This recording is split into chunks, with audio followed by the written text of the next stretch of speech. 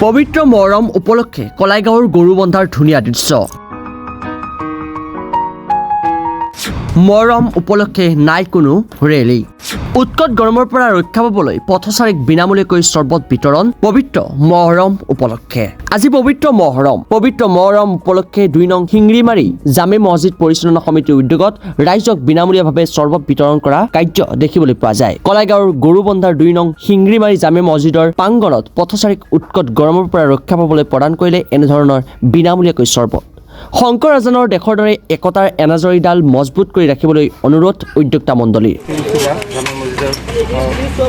আমাৰ কমিটিৰ সহযোগত আৰু আমাৰ ইমাম চাহেবৰ সহযোগত আমি আজি মছজিদৰ পাঁচ মুহূৰ্তত মানে আমাৰ মহৰম উপলক্ষে পথচাৰীক আমি চৰ্বত প্ৰদান কৰি আছোঁ। আৰু সমগ্ৰ ইয়াৰ জৰিয়তে আমি এইটো মেছেজ দিব বিচাৰোঁ যে আমাৰ মাজত ভাতৃত্ববোধ এনাজৰী মজবুত হওক, সকলো জাতি জনগোষ্ঠী আমি সমিল মিলেৰে আগন্তুক দিনটো আমি অতিবাহিত কৰিব পাৰোঁ। তাৰে কামনাৰে আমি বিশ্ব শান্তিৰ উপলক্ষে আজি আমাৰ যিটো পবিত্ৰ মহৰম সেই উপলক্ষে আমি আজি চৰ্বত প্ৰদান কৰি আছোঁ।